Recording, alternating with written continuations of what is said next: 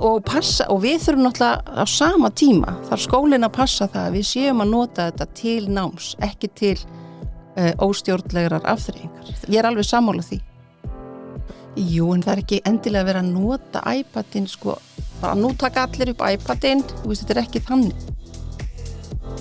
Þetta átti ekki að vera gulrót, þetta átti ekki að vera þannig að þú ert að klára verkefnið þetta og fara svo í iPadin. En því miður eru ennþá til kennara hjá okkur sem eru ennþá stattir þar og þetta er bara eitthvað sem við þurfum að endalaust að vera að passa upp á. Árið 2015 tók Kópavogsbær það skref að innleiða spjaldtölvur í alla grunnskóla bæjarins. Spjaldtölvunum var ætlað að nota til náms, auka stafræna borgaravitund, víkka út nám, auka möguleika á fjölbreyttari verkefnaskilum og fjölmargt fleira. Árið 2021 bað Kópavogsbær menntavísindasvið Háskóla Íslands úttekt á verkefninu. Kópavogsbær var frumkvöðull á þessu sviði og eðlilegt að líta í baksinnispeilin og meta verkefnið. Skýrslan er komin út og varpar ljósi á margar hliða verkefnisins. Börnin þróa með sér færni í að búa til markmiðlunarverkefni sem svo sannarlega mun nýtast þeim í framtíðar áskorunum og efla áhuga þeirra á markmiðlun. Börn voru grófum dráttum ánað heilt yfir þó sum þeirra viðurkenndu að spjaldtölvurnar hefðu áhrif á einbeitingu þeirra. Foreldrar hins vegar voru mörg hver afar óánægð, sögðu að þetta tæki hefði komið inn á þeirra heimili að þeim forspurðum og að tæki hefði valdið töluverðum hnökrum í samskiptum þeirra við börnin sín. Kennarar kvörtuðu yfir meira þrasi við nemendur að þurfa að halda þeim við efnið, keppa athyglina og að passa að börnin færi ekki fram hjá þeim vörnum sem settir á tækin við misgóðan árangur. Eitt skólastjóri nefndi að það væri eilíða vandamál inn í stofunum að fá nemendur til að fylgjast með og vekja áhuga hjá þeim. Í hreinskilni sagt skil ég vel að bærinn hafi farið þetta verkefni. Fyrirtæki og stofnanir sækjast eftir því að vera framsæknar og nýta sér tæknina. Skólar ættu einmitt að sækjast eftir því að bjóða upp á menntun sem hæfir framtíðinni. Að kenna tæknimennt, stafræna borgaravitund og miðlalæsi. En að tækin séu líka notuð sem afþreyingatæki finnst mér jafn galið og hvað uppálega hugmyndin var frábær. Þarna á milli eru himinn og haf. Það sem ég þykir síðan enn erfiðra er að börnin fá að taka tölvurnar með sér heim. Verandi móðir, marineruð í öðrum foreldrum í sama daglega brasinu, hefði getað séð þetta frá upphafi, að þetta myndi alltaf valda mikilli tókstreitu heima fyrir. Og foreldrar eru misuppplagðir til að taka slaginn. Ummæli frá foreldrum í skýrslunni voru til dæmis: það er séns að nýta tækni og spjaldtölvur til að gera nám nútímalegra, en að láta þetta ung börn fá spjaldtölvur með litlum sem engum takmörkunum var algjört glabræði. Það hefði átt að vera regla frá fyrsta degi að spjaldtölvunar ættu bara heima í skólanum.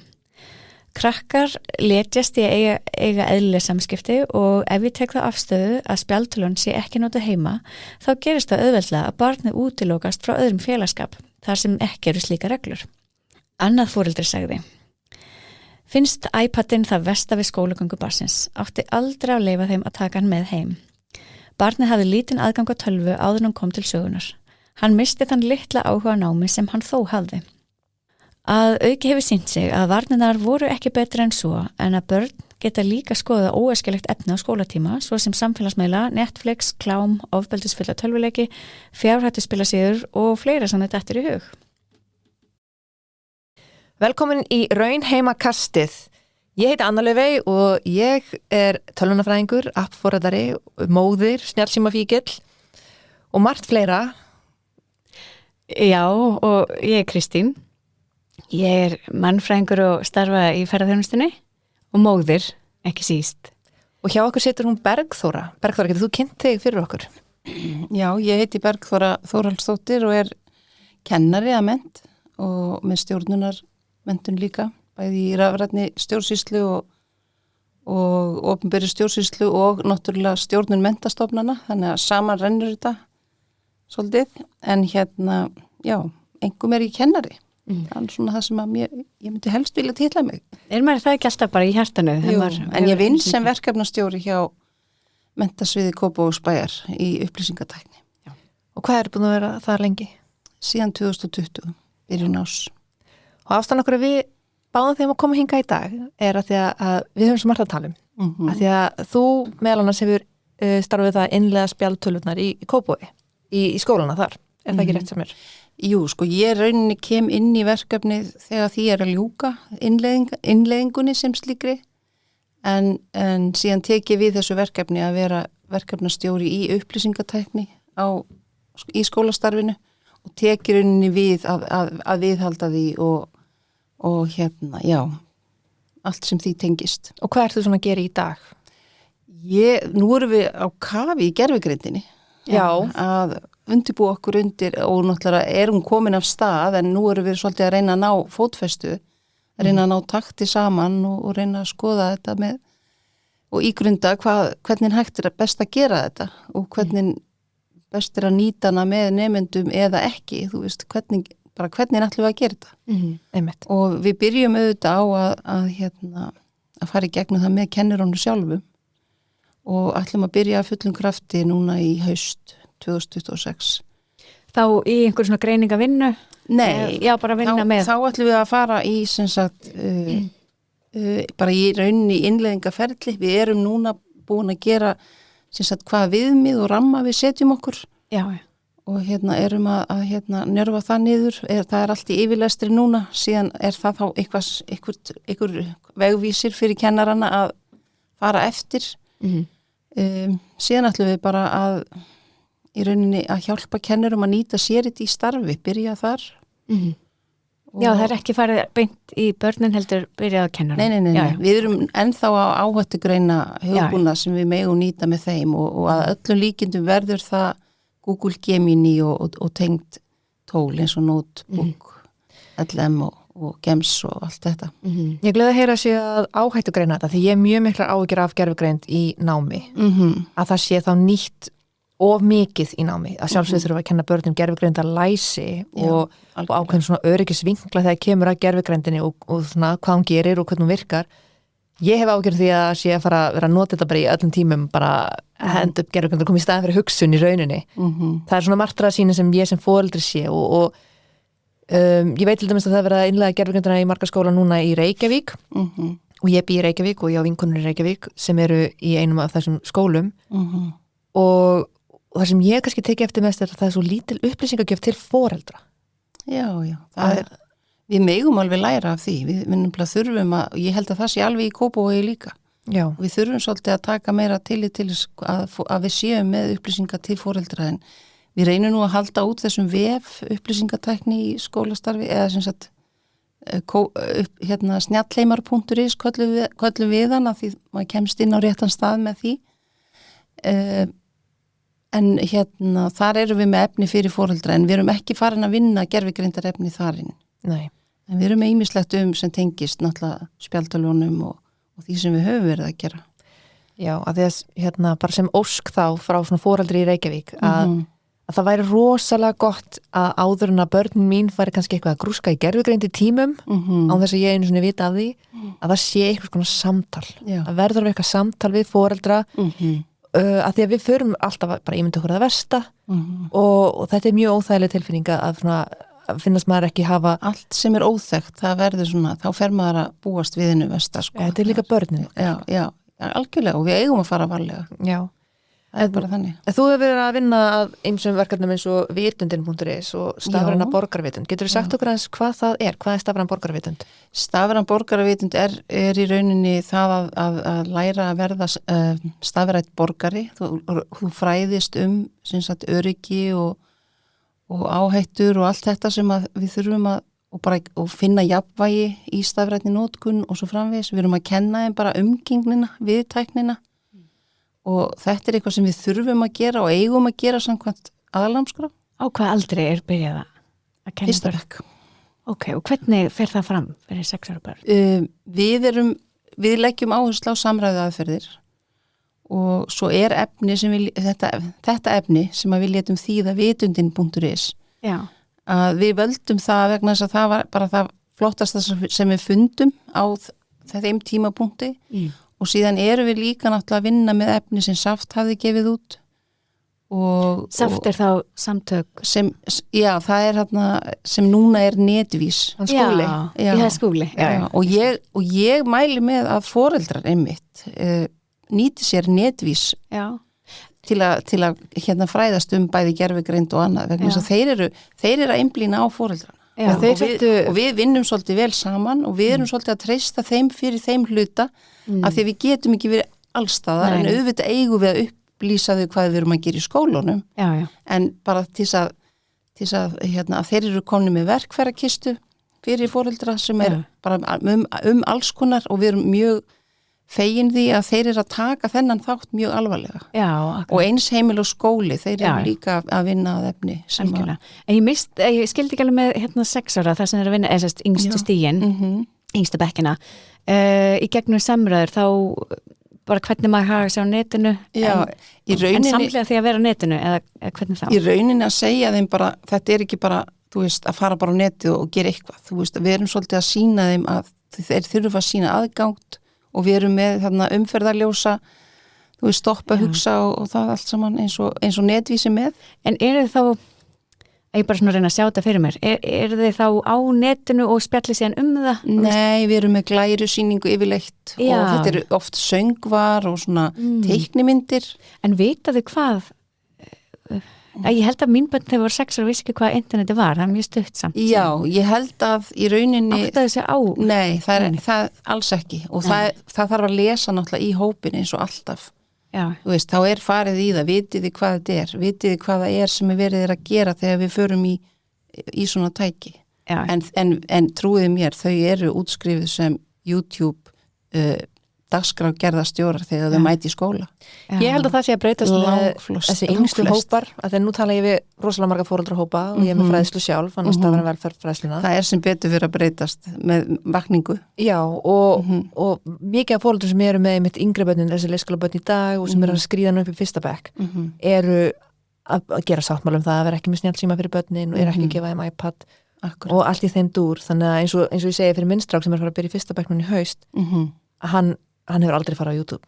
Hann veit ekkert þetta. Þannig að hann kæmi sér kannski, hann veit hvað gervigreindin er svona innan gæsalappa því að það talaði það í fréttum og við horfum saman á fréttir og ég er reyna útskrifa fyrir honum og það sé tölva sem hugsar og er stundum eins og manneskja og stundum er samt ekki manneskja og tölum alveg þetta heima.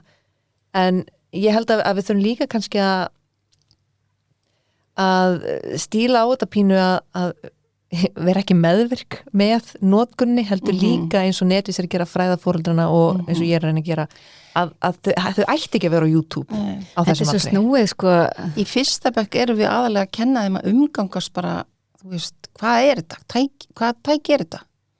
Við erum bara, þú veist, af því að við erum að nýta það sem þjálfun í stærðfræði og í lestri að þekkja stafina og spora stafina og allt þetta. Já. Þá erum við alveg að kynna þeim fyrir því hvað er þetta tæki, hvernig umgöngust við það, hvernig opnum við það, hvernig lokum við því, hvernig pössum við, hvað má fara, þú veist, og við erum náttúrulega ekki með forrit fyrir nemendur nema sem hæfa aldri og eru áhættugreind og áhættumetin. Já, spora stafi, er það bara að teikna í þá? Já, bara með fingrinum, sko, eða penna.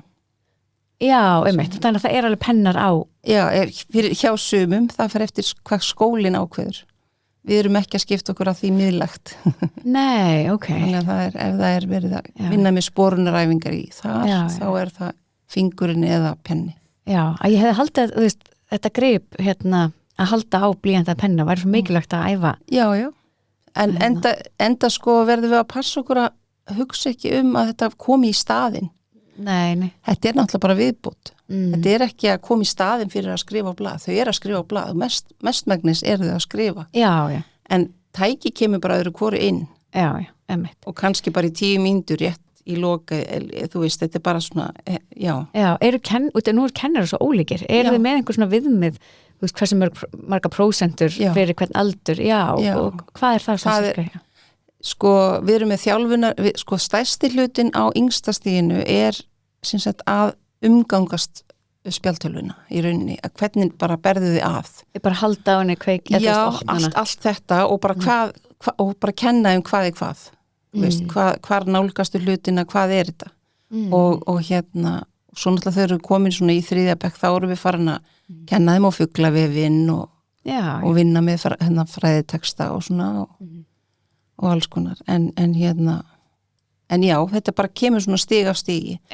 við erum að skipta þessu yfir í sem sagt hérna að umgangast fartöluna síðan eru þjálfunaræfingar sem eru þá bara svona drillæfingar þar sem að við erum að láta þau gera 3+4 eða markvildunartöfluna eða æfa eitthvað svona sem sagt markvist það náttúrulega svolítið mikið eða svona ekki mikið en það ef við horfum á þetta í prósentum þá það kannski svolítið meira á yngri stigum og síðan jafnt og þétt stafræn borgaravitund og síðan það sem náttúrulega eitt af markmiðunum, það að þau nýti þetta tæki sem námstæki og það náttúrulega mjög lítið fyrir að kenna þeim að nota þetta sjálfstætt í námi, en við erum ekki að kenna þeim sjálfstæða notkun á yngsta stiginu nema bara litlum hluta.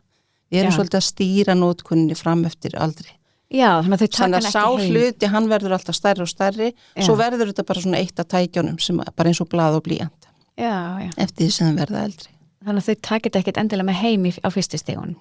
Nei, ekki í 1. til 4. bekk. Nei, ok. Ekki nema sig bara eitthvað alveg sérstakt, sko. Eitthvað sem var það tungumáli eða bara eitthvað sem að hjálpa nemandanum. En það algjöra undantekningar. Já. Kristín, hvað gerum við eiginlega þegar við viljum hætta þessu skrolli og hætta að hanga svona mikið í símanum, en við þurfum samt að nota tæknina? Ekki bara sjálfstjórn? Það sjálfstjórn? Getur reynd? Já, virka ekki fyrir mig, en við getum líka reynt Balancefone. Balancefone komið til landsins og sími sem útilokar allar truflanir. Kíkja á balancefone.is og kynnið ykkur málið. Nýlega þá ákveðið þið í Kópavogsbæ að taka upp skjálausa frímínútur. Hvaðan komst þú ákvörðun? Þetta var samráð. Þetta var það var náttúrulega orðna skjálausa frímínútur í mörgum skólum en þetta var samráð og ósk nemenda að samræma það eftir skólum af því það var ekki eins. Það var svona aðal krafan frá ungmennaráði að það yrði eins í öllum skólum og við bara ákvaðum að taka þessa ábendingu sem aðrar mjög alvarlega og fórum í samtal sem að okkur finnst vera besta leiðin það hvernig við getum gert þetta. Og við kölluðum til bæði aðila úr ungmennaráði og frá foreldrum og skólastjórnendum og kennurum og settumst niður í stýrihóp og síðan var gerð svona könnun þar sem að fólk var bara látið svara ákveðnum spurningum og niðurstaðan var síðan tekin og rýnd og að lokum var sem að alltaf var stemt var að það yrði einhvers konar sáttmáli sem kæmi út úr þessu. Að allir væri sammála það sem þarna væri. Þannig og svo, og svo fengu við alltaf vinnuna tilbaka, sendum hana út aftur í rýni, héldum fundi með ungmennaráði og rættum niðurstöðurnar sem voru að birtast okkur og tókum dýpri samræðu og svo endaði þetta á að verða svona frekar einfaldur sáttmáli sem allir máta sína reglur Já. Og hvað fælst í þessu skjáfrí í frímínútum? Þá eigaðu ekki að vera með í skjáum, það frí frá skjáum í frímínútum. Og þá við bæði snjallsíma og spjaldtölunar. Já. Þannig að snjallsímar væntanlega ekki kennslustundum, það nokkuð? Þannig að snjallsímarnir væntanlega bara út yfir skólatíma? Já, það hefur alltaf verið þannig. Vegna þess að við höfum ekki þurft það hefur verið þannig að við höfum ekki verið eða semst flestir skólar hafa haft það þannig að símarnir eru ekki í boði í kennslustundum. Nei. Og skólarnir töluðu aldrei það sem neitt vandamál. Já. En foreldrarnir voru að hafa áhyggjur af því að kannski voru þau að laumast þess að senda foreldur sínum pósta eða foreldrarnir að senda þeim. Já. Það gæti alveg verið en þetta var ekki metið sem vandamál skólans megin sko. Ég held að foreldrar hafa ekkert endilega mikla ágjör af notkun sinna eigin barna þar sem þau geta stýrt því, geta læst símunum eða bara ekki gefið en síma. Þau hafa ágjör af notkun annara barna á skólatíma. Til dæmis að sé vera að taka upp TikTok myndbönd í frímínútum eða jafnvel myndavélar í búningsklefum. Við búum í samfélagi. Já, þannig að það ónáðtilfinning, börn get ekki verið þau sjálf í frímínútum ef það alltaf myndavél við hendi. Og ég get alveg skilið það, ég hef ekki viljað hafa myndavél. Mér finnst þetta bara góð lending að allir séu sáttir við þetta. Já. Og ég held þetta gangi vel, ég hef ekki heyrt stunu frá skólanum eftir þetta að koma á. Já.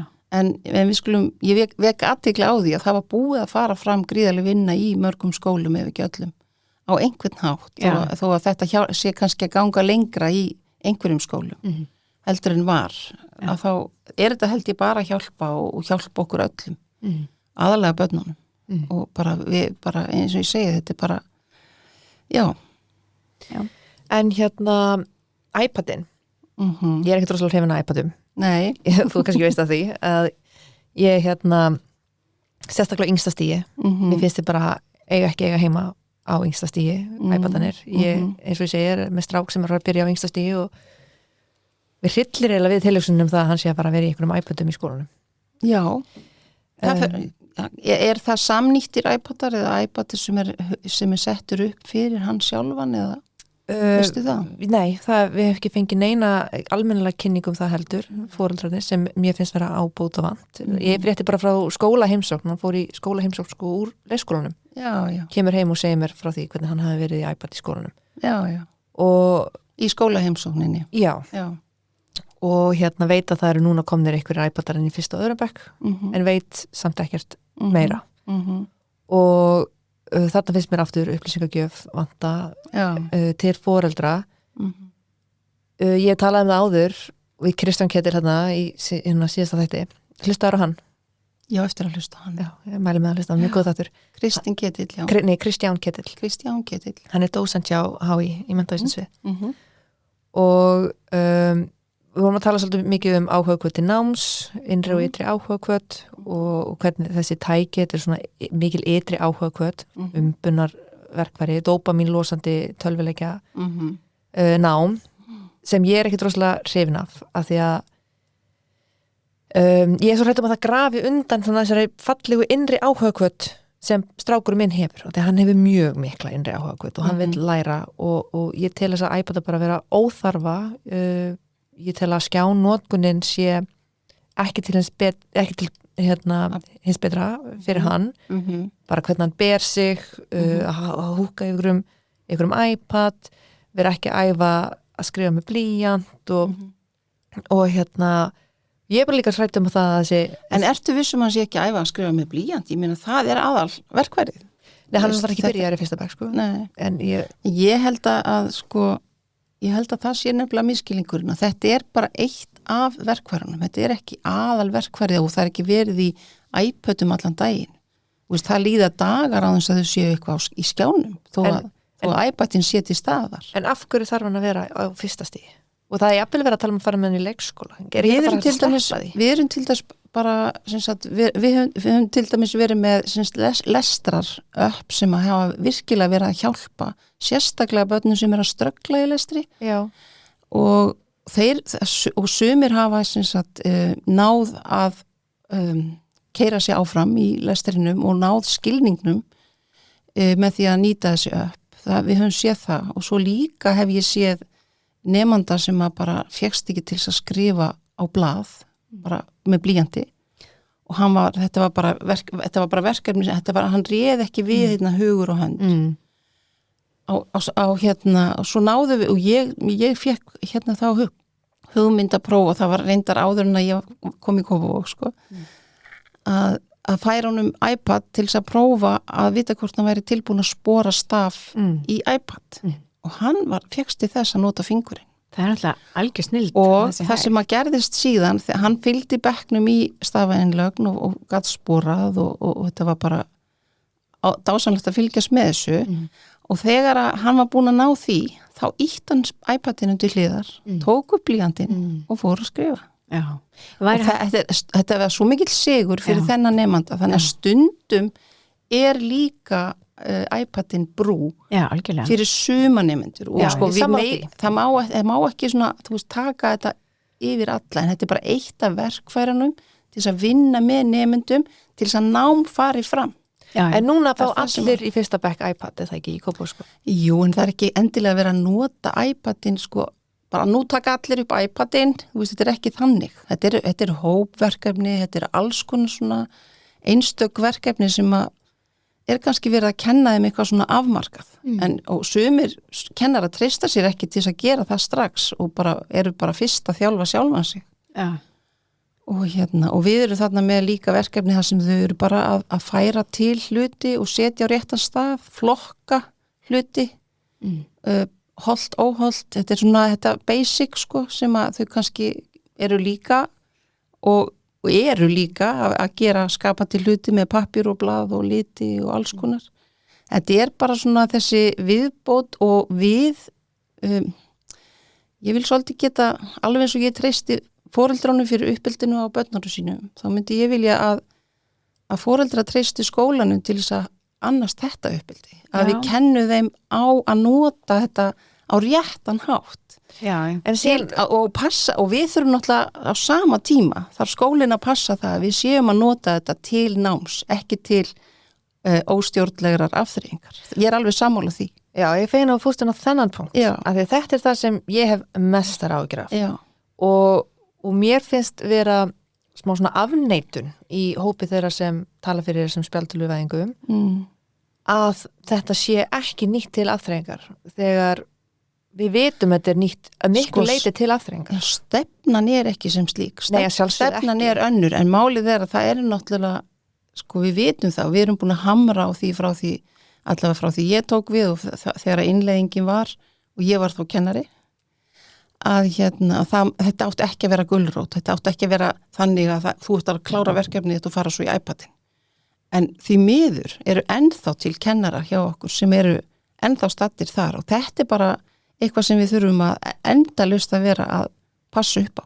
En þarna hlýtur þú að skilja svona pirring foreldra? Já, ég skil hann mjög vel og það er alveg ástæð til þess að hafa áhyggjur af notkun sem er ekki stjórnað. Já. Við erum ekki, það er ekki það sem við erum að standa fyrir. Við erum að standa fyrir því að við séum að nýta þetta sem námstæki og að þetta sé ekki notkun nema það sé bara ákveðið markmið með notkunni og að við getum verið vissum að einhver nám fari fram við notkunna. Það er það sem að við erum svona, en auðvitað í allri innleiðingu að þá náum við mismunandi eyrum og kennarar eru mismunandi fólk alveg eins og við erum öll og þeim tekst þetta misvel og það er bara þannig að þetta er bara mjög mismunandi hvernig þeim tekst þetta. En hvernig er þetta að taka á þessu vandamáli? Þegar mér finnst þetta að vera gífurlegt vandamál. Þetta þarf að þetta fer eftir menningu í skóla og þetta þarf að vinnast með í rauninni stjórnendum skólana vegna þess að ef að þeir eru ekki að skipta sér af þessum hluta að þá er voðin vís, þá eru kennarar bara að gera þetta með sínum hætti en við erum svo heppin í Kópavogi að vera með upplýsingatækni deildarstjóra sem eru kennsluráðgjafar og tæknimenn eða eiga að sinna þeirri tækni sem þeir geta sinnt, þeir eru ekki tæknimenntaðir en þeir eru að reyna að gera sitt besta í að sinna henni og hafa síðan tölvudeildina á bakvið sig ef eitthvað er og við erum með tæknistjóra spjaldtölva sem er okkur til innan handar og er að vinna stórkostlega hluti en málið er að þetta veldur allt á því hvernig skólinn tekur á þessu málum og lítur á þetta mál og en þetta er klárt alveg í okkar stefnu að við viljum hafa þetta með vegna þess að við teljum skólan vera góðan og eiginlega bestan til þess að kenna þeim á þennan hluta og okkur berða samkvæmt aðalnámskrá að gera það. Við þurfum líka að fá tækifæri til þess að sinna því sem okkur ber. Ég vil fá að segja að bara svona innilega frá mömmu hjartanu að mér langar ekkert meira en að einmitt treysta skólanum 100% fyrir námi barnana minna og geta bara setið róleg í því. Ég skil það mjög vel. En ég gera það ekki. Nei. Af því að ég veit hvað er hægt að gera í iPadunum. Þá er verk að vinna. Já, nákvæmlega. Því ég veit, ég fengi að skoða þessa iPada í nokkru sveitafélagum núna. Ég hef búin að lesa þessa fínu skýrslu sem þið gáðu út hérna í Kópavogsbæ. Þessa matskýrslu innleiðinguna og við vitum að miklu leyti er verið að nota iPaduna til afþreyingar. Við vitum að þau fá að fara í frjálst og og hvort sem það er í iPad eða Chromebook þá er mikið verið að spila bara töluleiki. Ég neita því ekki að það er til en það er ekki algilt.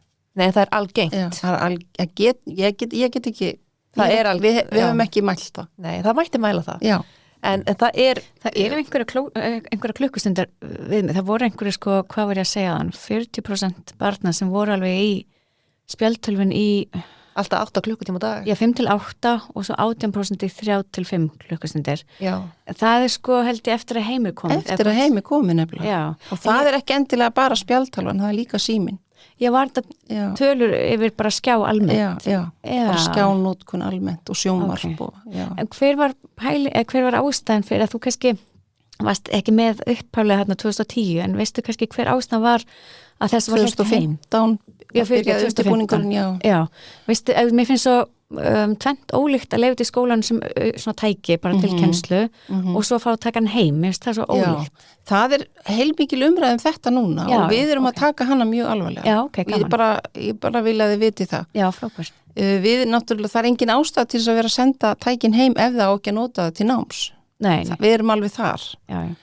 En það sem hefur breyst kannski frá því upphafi að við erum farin að reyna að stýra þeim svolítið meira hvað hægt er að gera í tækjunum. Já. Og við höfum allatíð verið með leiðbeiningar fyrir foreldra hvernig þeir geta stýrt netinu heima hjá sér og öllu því. Já. Og líka tækinu, screentime á tækinu og allt það og hvernig hægt er að vera með family sharing og allt þetta dæmi. Já.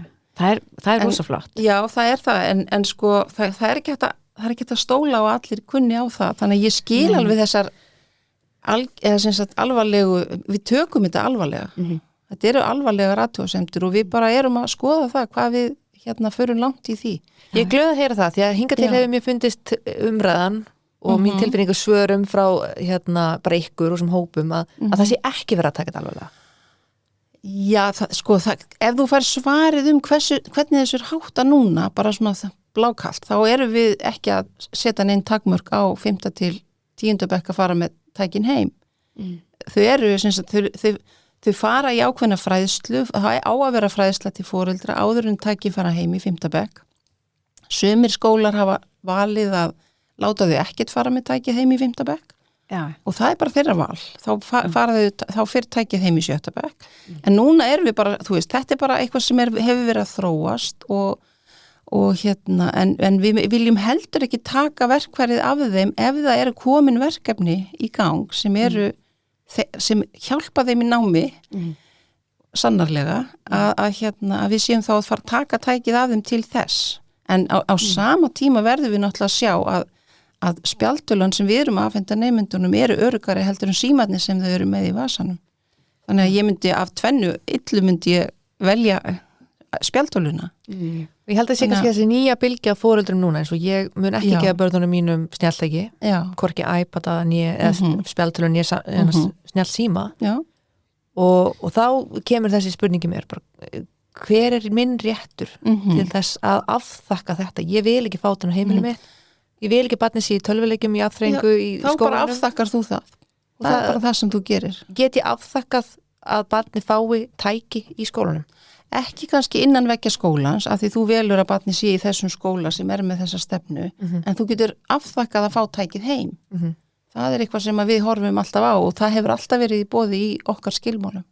En af hverju þarf að líka vera tæki per nemanda? Væri ekki nóg að hafa bara bekkjarsett? Nú ætti þú að vita betur. Já, ok. Nei, ég segi svona. Ef við erum með bekkjarsett, þá erum við að deila sama tæki með nemyndum og það spjaldtölfur eru gerðar fyrir einn ávöndi einum. Að við setjum það upp fyrir ákveðna persónu. Og ég hef til dæmis verið að kenna með spjaldtölfu í 3. bekk og 4. bekk. Og það var heilmikið mál að vera með bekkjarsett. Það var í bekkjarsetti. Já.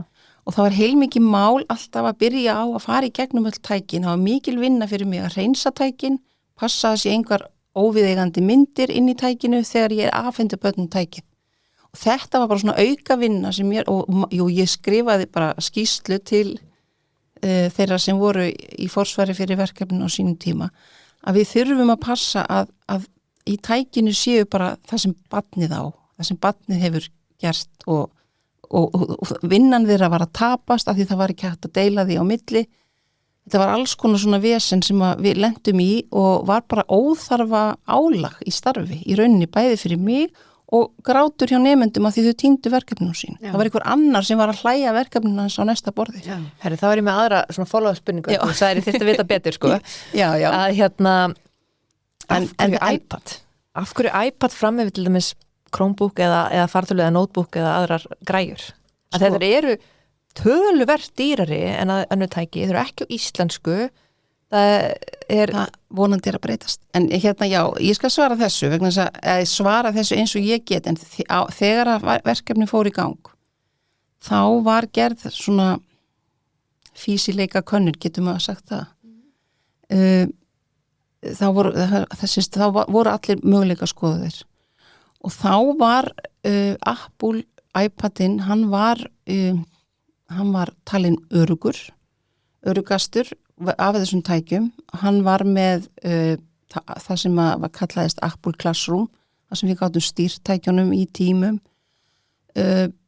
og það var svona þetta vistkerfi að umgangast, að það virkaði allt svona saman, allt sem var verið að gera. Það var hægt að deila á milli, öppum á milli tækja, að þetta var allt mjög þýtt og þeir í rauninni voru bara komnir ansi langt í hugsun fyrir menntun, að þetta væri tæki fyrir menntun og ég held að það hafi svona bara verið og svo er það þessi skapandi þáttur sem er ekki hvað síst mikilvægastur, því að það er eitt af stóru markmiðunum í þessu verkefni, það er að þau læri að gera hlaðvarp, að gera kvikmyndir, að gera stop motion myndir, að túlka alls konar hluti á ekki bara með því að skrifa eða lesa, heldur líka með því að gera. Ég er mjög hrifin af þessum parti. Já, þetta er einn af stóru ástæðanum og fartölvuna þóttu náttúrulega ekki kannski endilega handtægar á þeim tíma, bara þú veist, þá voru þær þyngri og öðruvísi heldur en þær í dag, núna eru þær líka bara eins og spjaldtölvur, eins og Chromebook vélarnar sumar og fleiri tæki og en þetta var svona held ég megin ástæðan fyrir að farið var í það í upphafi og við höfum alveg tekið pælingar síðan þá og það er alltaf verið að benda á að nú hafi fingrasetningin tapast og allt þetta en málið er að það eru kostur og gallar við allt að við náttúrulega erum það er ekkert sem að segir að við eigum að hætta að kenna þeim að skrifa rétt og skrifa fallega. Það er enginn sem hefur tekið það út. Það hefur samt dottið út. Það hefur samt dottið út, en það er ekki spjaldtölvu nótkunni sem slíkir að kenna að skriftin sé farin. Ekki? Nei. Hvernig ferður það? Það er bara skriftarkennsla sem skiptir þar máli. Já, en ef þú ert alltaf að skrifa með puttunum í iPad. Þú ert ekki alltaf að því. Það er misskilningur. Okay. Þú ert að gera það með. Þetta er bara svo stöttu tími sem krakkarnir hafa. En núna hefur bara partur af þessu þú veist, eitthvað starffræði, eitthvað skrift, svo íþróttir og það hlýtur að býta af einhverju tíma. Alltaf, og líka til dæmis núna eru við að reyna að finna og reyna að skerpa svolítið á kennslu í fingrasetningu, af því að það er óskum það og ég nú reyndar svolítið hugsi eftir greinin hans Jón Torfa sem kom út í nýverið í skólaþráðum, en hann er að skerpa á því að við eigum að ekki vera að hafa ágjörð því, ekki vera að ágjörð að því að kenna fyrir næsta skólastig, heldur eigum að vera að kenna fyrir skólastigi sem er. Já. Og það er ekki krafa hjá okkur að þau kunni fingrasetningu í grunnskólanum, sko. Nei, það ekki. Nei, ekki nema kannski ef þau væru að gera ritgerðir á unglingastigi. Já. Og þá er spurningin sem sagt af hvaða tíma ætlum við að taka kennslu í fingrasetningu. Akkurat það sem þú varst að koma með. Alveg eins og með skriftina. Já. Það er þú veist, við þurfum alltaf að hugsa hvernig förum við vel með tíman, tímabarnana og auðvitað það þarf að fara af einhverju eins og þú segir, en það er líka þetta samþætta og við erum orðin svolítið góðið því. Við erum orðin svolítið góðið því. Við erum að fara að samþætta, sagt, nú er fingrasetningin svolítið komið inn í íslenskuna samkvæmt námskrá. Já. Að þau eiga að geta sagt, sett upp ritgerðir og annað í því og rita texta og þá er það hvort sem það er skrifað eða á tæki og það er eitthvað sem við gætum samþætta klárlega við íslensku kennsluna eða samfélagsfræði eða bæði og við erum svolítið að skoða það núna hér í Kópavogi, hvernig við getum gert það og erum búin að gera svona viðmið að svona einhvers konar námskrá í því hvernig við getum, hver væru markmiðinni á hverju aldurstíð. Já. En svo líka spurningin, eigum við að kenna þetta bara á námskeiði, því að maður fór í vélritunar kennsluna bara á hálfu ári, í gamla dag. Já. Og maður lærði hana bara, en það sem maður hefur gerst er að þetta þjálfunaratriði. Það er ekki nóg að fara bara í tíma og læra FJ. Þú þarft líka að æfa þig. Já. Og þegar maður tala við ungmennara, þá voru þau ekki til í að æfa sig heima. Og þegar maður tala við foreldrana, þá á þetta bara að vera gert í skólanum og af hvaða tími má að taka það. Og er það af starffræðinni eða samfélagsfræðinni eða íslenskunni og er tímanum vel varið í það. Við þurfum alltaf að vera í þessum pælingum og við erum í þeim og ég held bara að við ættum bara að fá smá andrými til þess að reyna átt okkur á þessu. En svo er náttúrulega líka bara hvernig tæki við erum með. Já, og við brugðumst við til dæmis með því að setja að prófa að setja, við gerðum tilraun fyrst í einum skóla að láta 10. bekk hafa lyklaborðshulstur utan spjaldtölvuna af því að við vorum búin að gera könnun hvort þau vildu skipta yfir í fartölvu. Já. Þau vildi alveg fá fartölvur en vildi ekki missa spjaldtölvuna. Því þau eru náttúrulega orðin svo færi að nýta og vilja og er að gera alls konar myndbönd og alls konar skapandi vinnu. Þannig þau vilja ekki missa þann kost út. Já. En við getum einhvern veginn ekki gert bæði nema að það sé mjög kostnaðarsamt.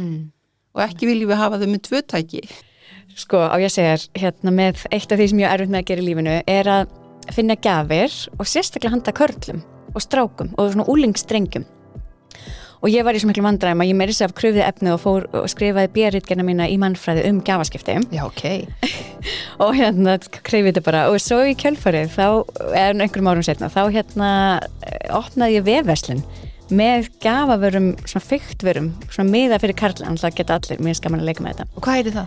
Það er joybox.is. Ok, joybox.is. Mér finnst það svo geggjað því að af hverju, við erum alltaf að skrolla því að við þurfum alltaf bara að fylgja ykkur. Já, þetta er nefnilega svona fykt, þetta er eins og maður fidget spinnarnir voru, en þetta er bara svona ótrúlega eigulegt. Þetta er geggjað til að hafa á skrifborðinu sínu og vera fykt í þegar mann finnst maður þurfa að gera eitthvað með höndunum. Algjörlega, þannig að það er joybox.is. Ok, geggjað, kíkja á það. En eins og með að þið vorum að tala af hverju iPadanar. Já. Ég hef alveg séð í öðrum skólum að það voru til þess með bekkjarsett þarna á úlingastígi.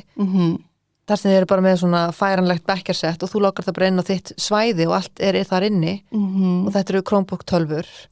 Já, en það er samt, það er ekki alveg eins örugt eins Chromebook 12. Já, það voru Chromebook 12. Já, það er bara öðruvís. Við erum að skoða það. Það er miklu þægilega, þá getur þú bara loggað inn á þitt svæði, þetta er bekkjarsett, það er ekki að fara út í frímínútur, það er ekki að fara með þér heim, en þegar þú þarft að nota það í tíma, þá er það aðgengilegt. Við erum alveg að skoða þetta.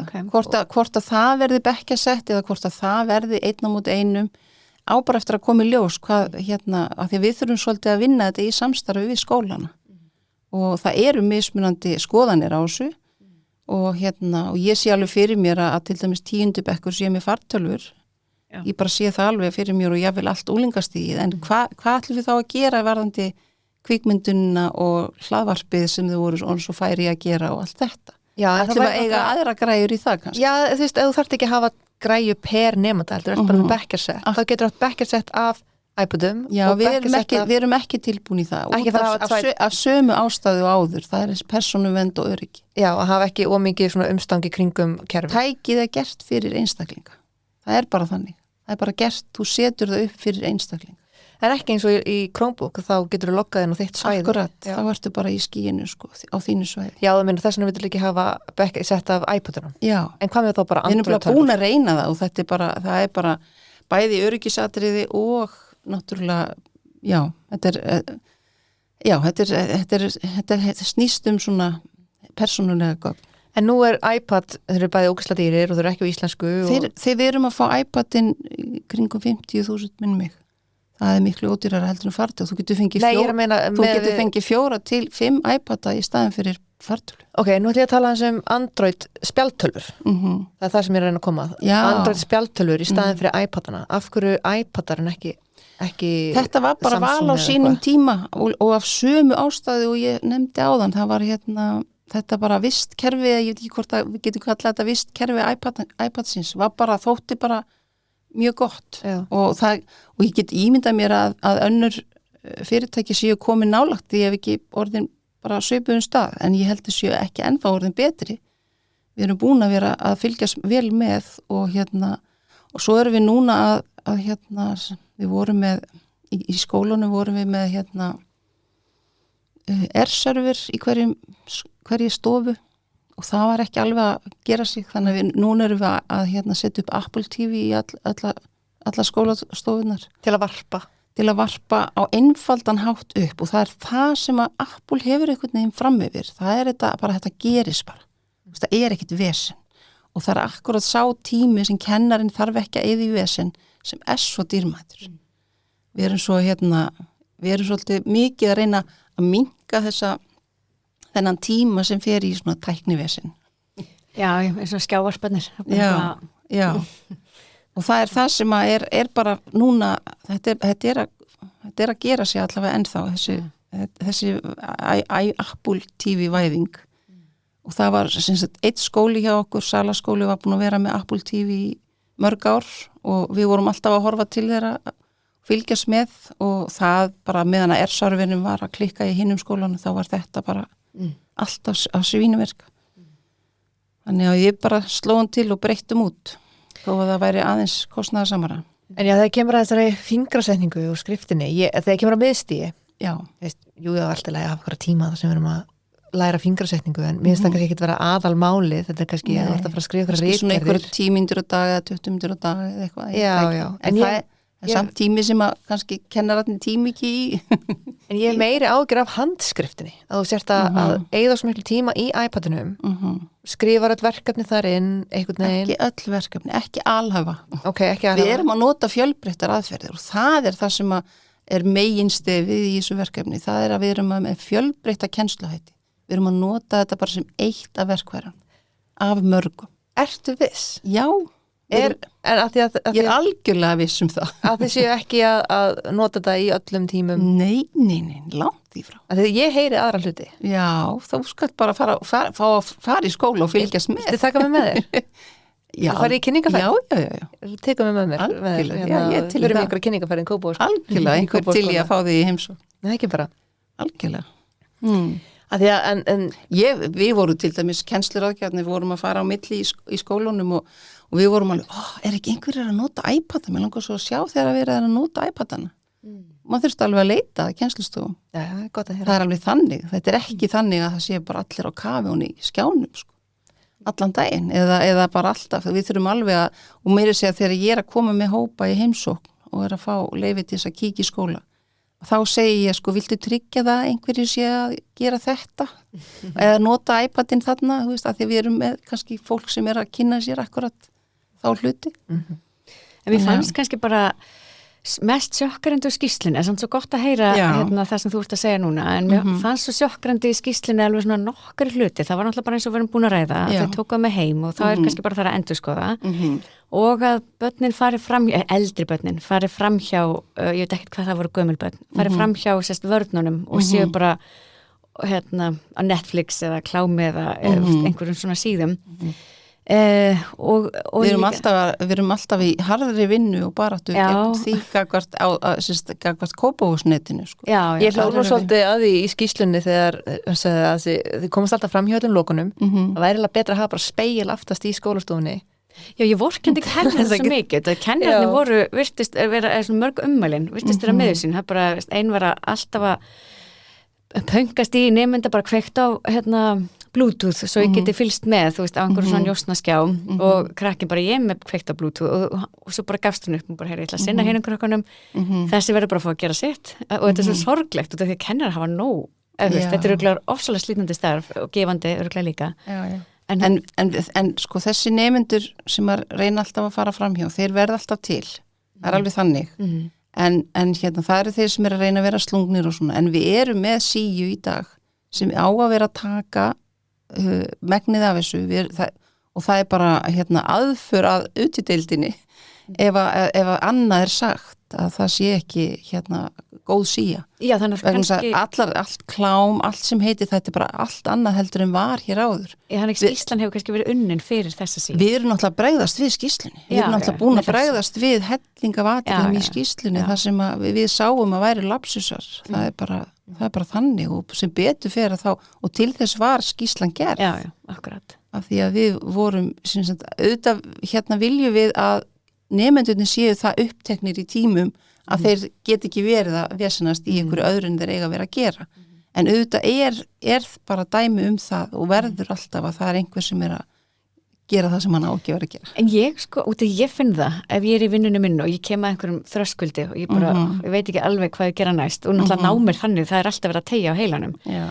Þetta er svona svo að setja bók eða Gameboy eða súkkulaköku eða lóð, þetta er alltaf freystingin er svo mikil að stundum í vinnunum minni það bara, hvað ætli sé í fréttum stundum leitar heilin í eitthvað þægilega ég skil svo vel, en svo hugsa ég nei, ég kíki kannski smá svo bara ég er í vinnu, ég er fullorðin en það er akkurat þetta sem að við viljum vera að kenna börnum það er að finna þetta jafnvægi ná einbeitingu og allt þetta sem þó tækin séu til staðar, að þau nái að taka stjórnina og það er það sem að við viljum svolítið vera að þau séu ekki svona upptekin á þessu. Er það raunhæft þegar við fullorðna fólki getum ekki stjórnað okkur mest? Já, við erum að sjá það. Við erum að sjá að þau eru að fara eftir og þau tjá sig mjög einlaglega það hvernig þeim líður ef þau eru búin að vera of mikið í tækjunum og hvað þeim líður vel ef þau eru ekki til staðar og svo framvegis. Þannig að það er allir tilbúnir að vera ekki í spjaldunni. Það er ekki þannig að spjaldtölvan sé að þau sé alltaf að hugsa spjaldtölvuna þegar þau eru í skólanum. Ef þau eiga að fara að reikna í bókinni þá fara þau að reikna í bókinni skiljið. En það er alltaf einhver einn sem laumast í síman sinn eða þið vitið það er þessir sem að maður þarf að hafa meira fyrir. Og það er bara eitthvað saga sem hefur verið í gegnum tíðina sko.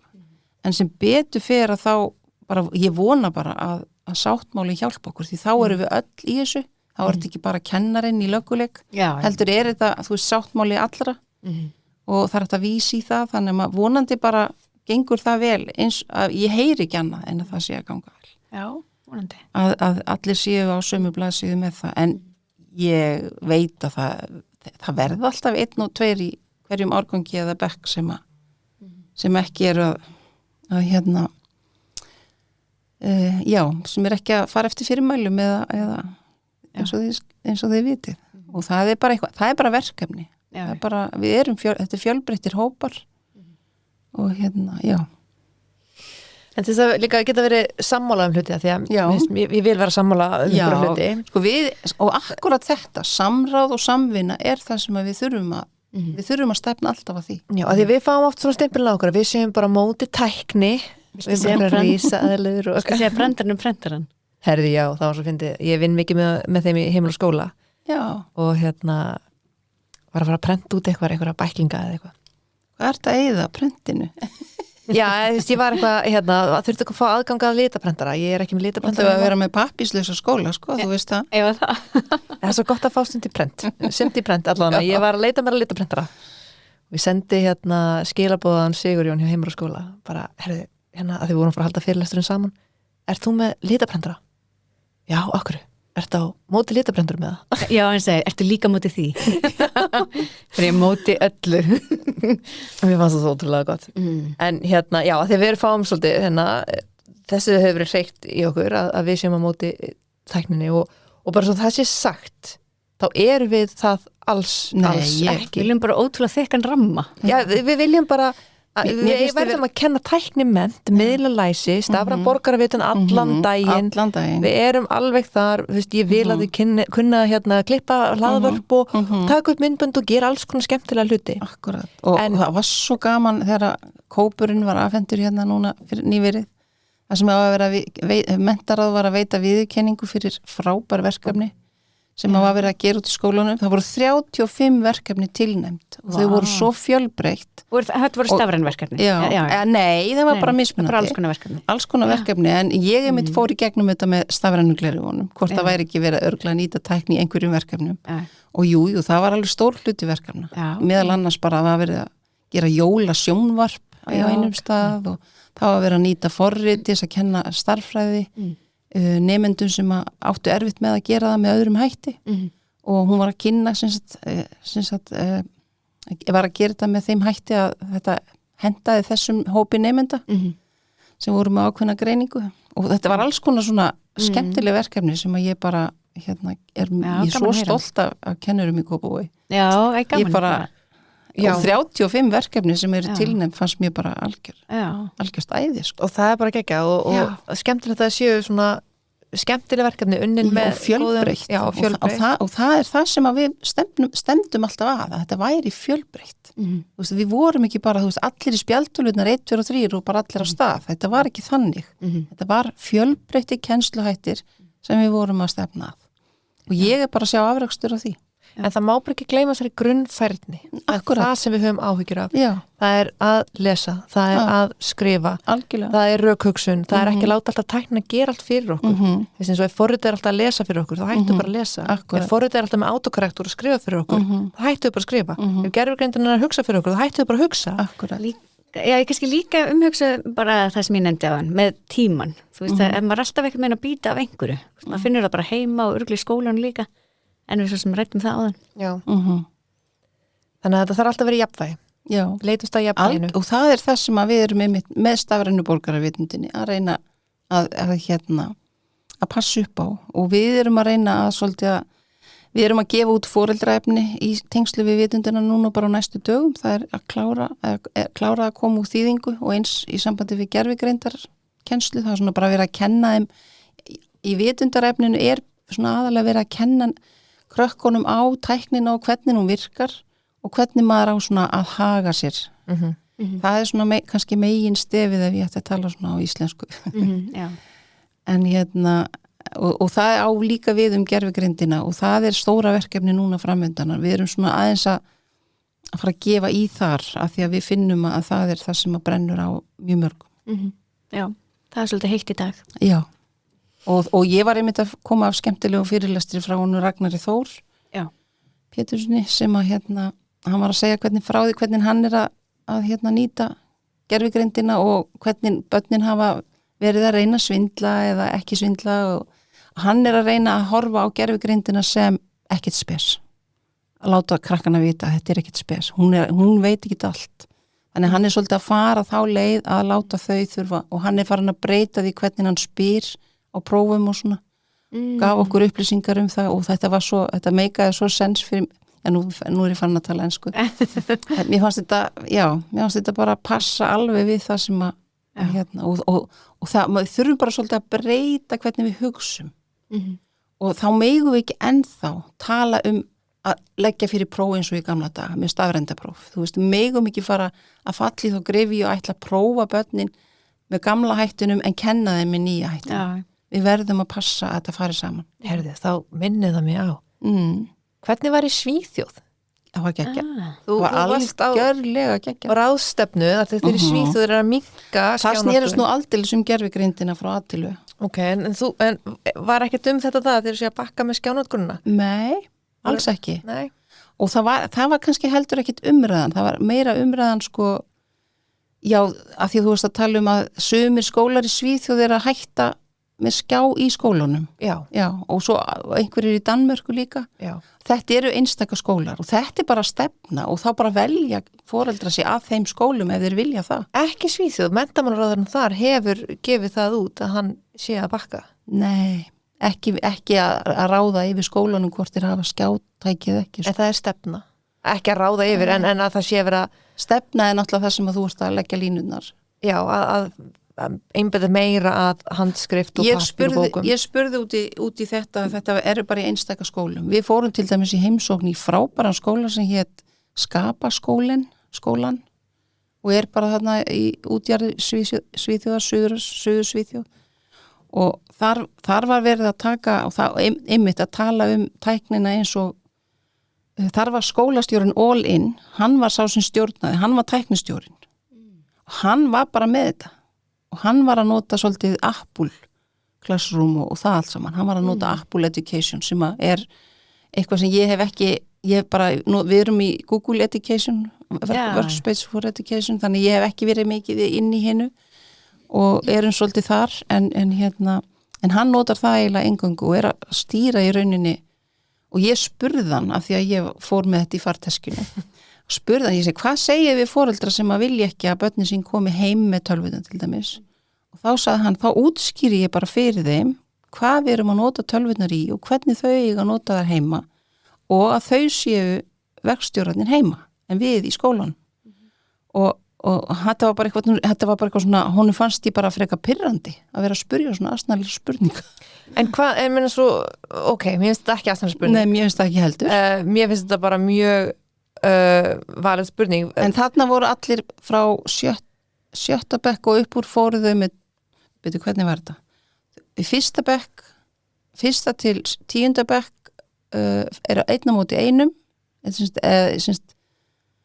allir nemendurnir voru með einn á móti einum en í fyrsta bekk fóru þau ekki með tölvunar heim en allir hinir fóru með tölvunar heim. Þannig ég myndi allavega benda á þann skóla að kynna manni, kynnast sko hvernig þessu er hátt á. Ég tók mikið til mín þetta með hvernig skólastjórnum var að taka alvarlega því að stjórna nótkunni. Þess vegna eru við svolítið að reyna að herja á að vera með deildastjóra hér sem er partur af stjórnenda teimi skólana. Vissið þú, Kristín, að athygli er eitt að verðmætasta í heiminum í dag? Já, nei, ég átta mig ekki á því. Þetta kallast athyglis-hagfræði. Og fyrirtæki er að keppast með kjafti og klóm athyglin okkar. Ekki bara sín á milli, heldur bara við allt í lífin okkar. Og ég tala svolítið þetta í mínum fyrirlesturum.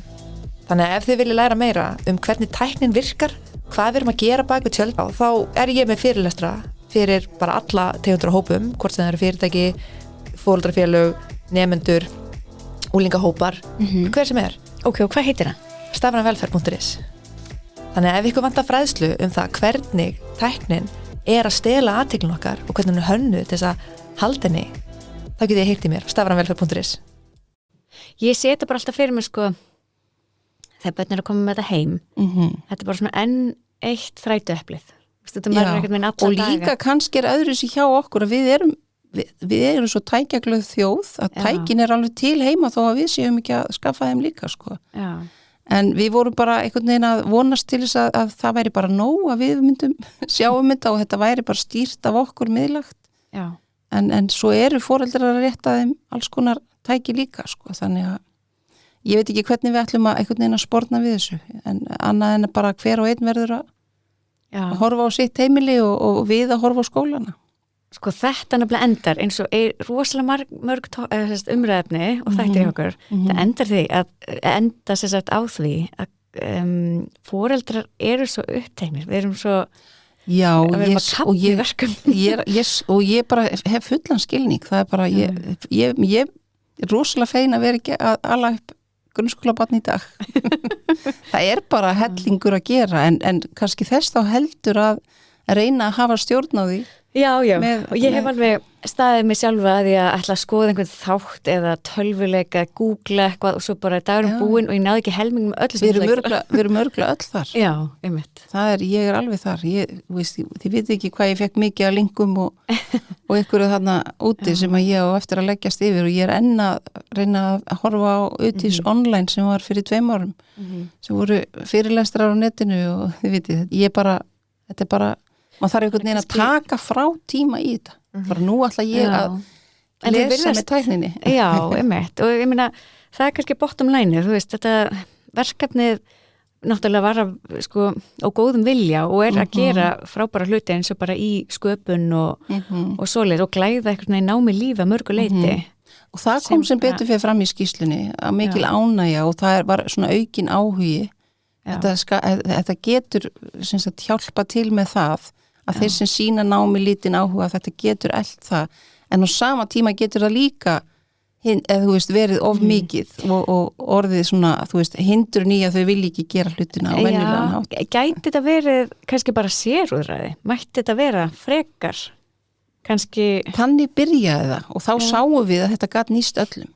Málið var að þetta byrjaði svolítið svoleiðis að þeir sem voru að nýta tæknina í menntun, að þeir sáu að þetta var að hjálpa lesblindum, þetta var að hjálpa þeim sem þurftu þýðingar og þetta var, og gervigreindin er nú aldeilis að stíga stökkpall þar líka, að við erum að fá námsefni aðlagað á 2 sekúndum, sko, líka við. Já, þeir sem eru með, annað tungumál. Já, líka það, sko. Og bara svo margt sem að þetta blessaða tæki er að gera fyrir okkur. Já. En ég sá að því þú talaður Apple og íslenskuna, ég sá að Logi var úti, þannig að ég vona svo sannarlega að þetta sé að fara, en eins og Björn sem var fyrirrennari minn í þessu verkefni, að hann fór fyrir 10 árum og þau voru að ræða nákvæmlega saman og það verið ekkert gerst. Við erum svo lítið málumhverfi. Þetta er bara barátta en við eigum líka rosalega flott fyrirtæki á Íslandi sem er að vinna með íslenska málið og ég treysti því að við náum samningum.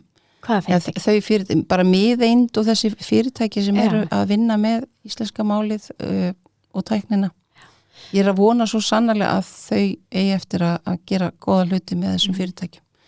En það er kannski, þú veist, ef við horfum á þetta verkefni heild, að þú veist, eins og ég segði það, og gerst með góðum vilju og alls konar frábært sem kom upp úr, kannski bara þurfum við eitthvað svona aðeins meiri ramma, meiri reynslu og þannig að komin skýrsla, komin mótskýrsla og við erum sem betur fyrir alltaf að safna í bankan og svo náttúrulega vorum við komin á stað eins og því þekki kannski með SISO. Ég verð náttúrulega, get ekki verið þekkt að ræði ekki SISO. Það er svona námskerfi sem er mjög til dæmis hentugt fyrir yngstu nemendurnar, þar sem þau eru bara römmuð inn, þau eru inn í einu umhverfi, fara bara inn á QR-kóða, þurfu ekkert að vera með neitt netfang eða neitt, fara bara inn á QR-kóða og eru sem sagt að vinna alls konar verkefni, hlustunaverkefni, þau lesa og taka upp, þau getur verið að taka myndir, allt í lokuðu umhverfi, þannig að og þetta virkar svona eins og Facebook, veggur. Og þegar þau eru búin að vinna verkefni þá íta þau bara á skila og þá geta foreldrarnir fengið klikk í síman og séð verkefni og það er eitt af því sem er að koma fram líka að foreldrar vilja fá að fylgjast betur með hvað þau eru að gera. Og þetta er verkfæri sem passar upp á það. Var ekki eitthvað persónuverndadrama í kringum það? Jú, og það var og það er komið tilbaka. Hvað var það? Syns að persónuvernd það lét okkur loka fyrir þetta verkfæri sem að við vorum búin að vinna hörðum öndum að því að vera að reyna innliða í skólana af því að þetta var okkur þótti þetta bara vera verkfærið sem að þyrfti að nota og þeir byrjaði að loka í Reykjavík og síðan gerðu þau okkur að loka líka og sektuðu okkur sektuðu Kópavogsbæ en svo er þið búið að borga það allt tilbaka vegna sem við gátum þeir töpuðu málinu. Þetta varðaði persónuvernd og slíkt og í rauninni hefðu þeir átt að vera meira leiðbeinandi fremur en að vera sekta. Að þetta líka var svona í fyrsta skipti sem þeir voru að taka út kennslu lausn og hefðu kannski átt að vera bara í meira samráði ef betur er aðgáð þá hefði ég ráðlagt þeim það frekar. Því svo þegar við förum á stað aftur og erum að vinna betri áhættugreiningu eða áhættu mati á því eins og þeir vilja að við gerðum og það var bara lærdomsferli fyrir okkur auðvitað þurftu við að læra þetta líka og þetta var góð áminning ég ætla ekki að grafa undan því að við gerðum bara hlutinu með stæl og fórum af stað aftur og erum í því innleiðingaferli núna og þetta er app sem að eða hugbúnaður sem að heldur utanum verkefni nemenda í spjaldtölunni þegar þau eru í spjaldtölunni þá getur þau haft bara það sem þau þurfa að gera þá skiliðu þau alltaf þarna inn eða þá að þau sé bara að vinna það þarna inni og foreldrarnir geta þá alltaf séð og foreldrarnir sjá bara verkefni síns barns þannig að þetta er og þeir geta verið að læka þeir geta talað inn á verkefni og sagt vá hvað þetta er flott hjá þér og þeir geta kommentað og þetta er bara Ég sé samt fyrir mér þegar maður er upp fyrir haus í vinnunni allir foreldrar búin að kommenta nema hjá mínu barni af því ég var að kapna í verkefni. Já, nei, þú sérð ekkert annara manna. Eru þau ekkert að tala sín á milli? Mamma var að segja að þetta væri frábært hjá mér. Já, nei, þetta er ekki gert á skólatíma. Nei, hvenær heyraðu þetta skilabúðin, rattskilabúðin? Þau heyraðu bara seinna, sko, því að kennarinn, þau skila og þau fara yfir, kennarinn fer yfir verkefnið og setur það fer inn í svona milli, kennarinn endurskoðar alltaf verkefni áður en það detturinn á vegginn. Já, og hvenær? Og skila verkefninu og þá fer það bara til kennarans. Svo setur kennarinn gó og þá mega foreldrarnir sjá. Og það er yfirleitt, sko, það er hægt að stilla það í kerfinu, hvenar er opið fyrir foreldra að sjá. Og foreldra geta stilt hvort þeir vilja fá notification eða ekki. Þeir þurfu ekki að hafa það á. Þannig að það er bara ekkert sem að setna það er bara ekkert sem að setna sem barni heyrir þegar það er í innrúmi eða... Það sér bara þegar kennarinn er búin að fara yfir. Já, ég bara pæli á hvað tímapunkti barni heyrir mig segja vákvæði flott hjá þér. Já, það er bara þegar það er að skoða vegginn sinn. Já, ég skil. Þetta er bara, þá eru þau bara... Þannig að þá fer ég ekki að ræða við það þegar ég segja. Jú, akkurat þá getur þú sagt, heyrðu, ég sá að þú varst að. Já. Þú veist, ef þetta kemur inn meðan það er í frístund, þá getur þú sagt, ég sá þú varst að vinna þarna verkefni frímínútur. Já. Rosalega flott hjá þér. Þú veist, þá einmitt kemur samræðu grundvöllurinn. Já, akkurat. Það er það skemmtilega sem tækning getur gert. Það getur tengt, verið svona brú á milli. En hvernig... fyrir ekki. Nei, ég bara stutt maður sem spurt hvernig var. Ég manna ekki. Ég veit það ekki. Þarf ég að segja það. En þá hefur þú forsendur til að spyrja frekar og segja, heyrðu, en af hverju settur barnið undir rennibrautina en ekki ofan á rennibrautina? Af hverju var þess að gráta þarna á myndinni viti, þá þetta er svona og þetta er alls konar kosti sem ég er búin að sjá líka vegna þess að foreldrar eru líka börn eiga fleiri en eina fjölskyldu foreldrafjölskyldur og barnið er kannski að lesa í SÍSO, tekur upp það sem það les og foreldrið sem er kannski statt á Ísafirði getur hlusta á barnið sitt lesa og mér finnst það líka svo fallegt og kennarinn getur séð ef foreldri ef það kemur skilaboð frá kennara það líka hægt að vera með svona hóp skilaboð og getum hægt með tölvupóstan á mentor sett þetta bara aðni Er ekki þetta bara að teka mentor alveg úr umferð?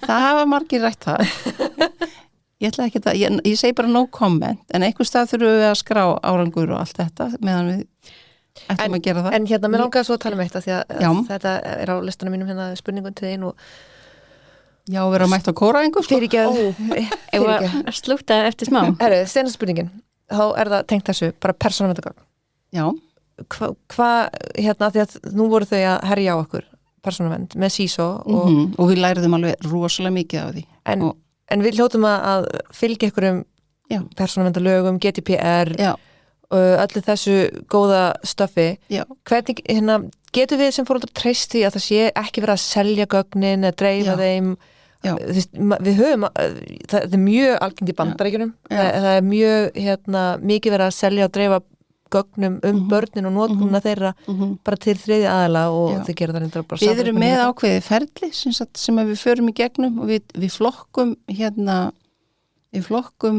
kennslulausninnar í A, B, C, D eftir hvað er gera mikið og hvort það er að vinna gögnin og svo framvegis.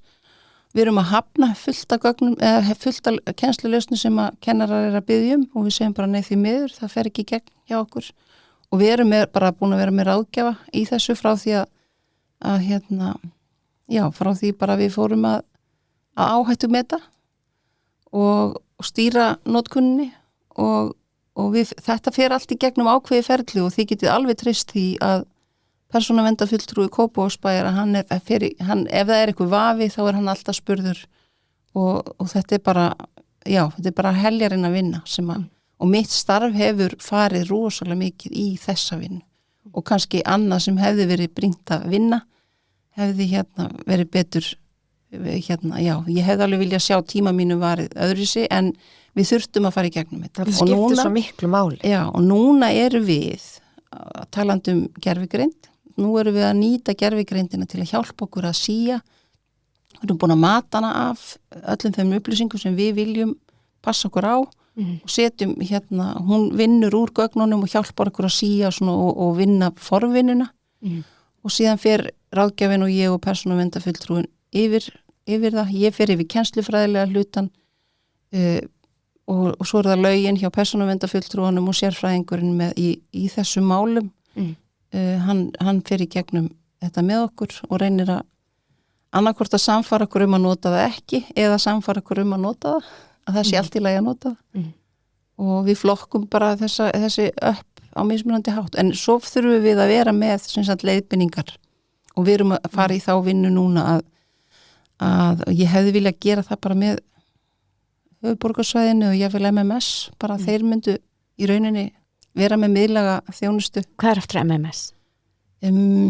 Miðstöð og skólaþjónustu.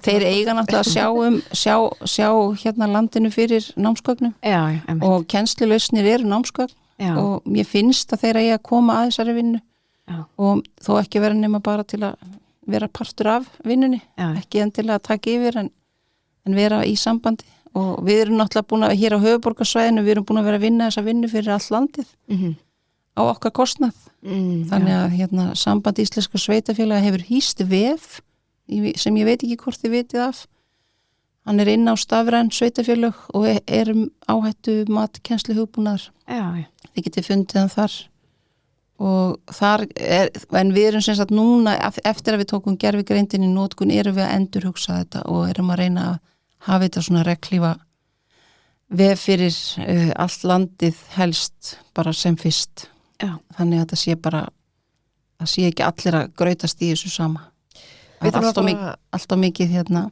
ílagt þannig ég með tvennt sem ég langar svo en þú ert örgulega líka með Nei, ég ætlaði bara að fara að slá bottin í þetta því að við erum að leipa hann í bergþóra og kórafingu hérna ég saknaði svo og við höfum rætta að mæta heim með vitnisburðin eins og ég gerði í gamla daga þú veist, hérna í bók, þú veist, í stæðan fyrir en ég meina það er löngu og seint, þetta er löngu komið á netið og ég vildi bara að þetta sé sagt þetta er svo mikið stolt, en ég meina þetta er líka kannski þungskref fyrir einhverja en sum hérna og við vorum að skoða það úti að það er ekkert verið að gefa einhvernir fyrir bara sumstaðar í 5. bekk ég saknaði þess alveg þar hitt var með lesturinn sko ég þekki eitt sem hérna lesu mikið og hérna eitthvað tíma kom eitthvað skrítið orð, hann bara, ég sé þetta og hljóp inn í herbyggi sitt og fann ekki og hljóp svo í annað herbyggi og bara nokkra sekundur hann bara býtti það að vera hérna hér og þú veist, þá var hann bara búin að kortleggja allt sem hann hefði lesið út af því þetta voru blaðsíður þú veist, hægra megin, vinstra megin, neðist þetta var hann að neðist á hennar vinstra megin æskilið þegar maður þetta er svo landslag þegar maður er að lesa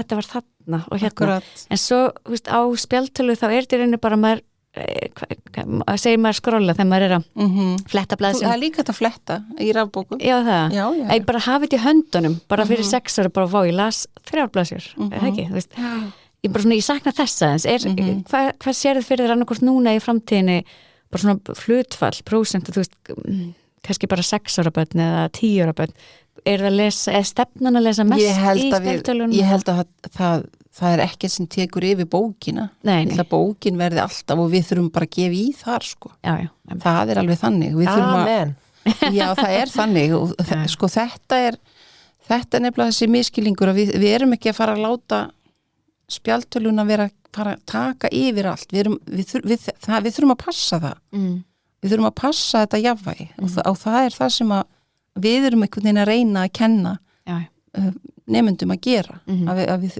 þurfum að geta bæði hérna verið góði að lesa á bók og í spjaldtölvu en eins og ég segi, þetta er bara spurninginu jafnvægi og bara vera og þessi að lestur til ánægju, ég held að við þurfum að hérna efla það og bara hvernig við gerum það með þessa samkeppni, það er vandamálið þú veist, hvernig finnum við lausn á því þetta er að því að afþreyingin heima, þú veist, það sem að börnin geta farið að lesa í bók eða að gera eitthvað annað að því miður þá eru ennþá sum heimili bara eins og vera að opna namiverslun að allir skjáirnir eru í boði við þurfum líka að passa svolítið umhverfið og hvernig við ætlum að bjóða börnunum okkar og ég heyrði mitt hérna sálfræðing mæla með því að foreldra skoðuðu svolítið heimili sitt og einmitt bara taka suma foreldri til fyrirmyndar að vera ekki með allt í boði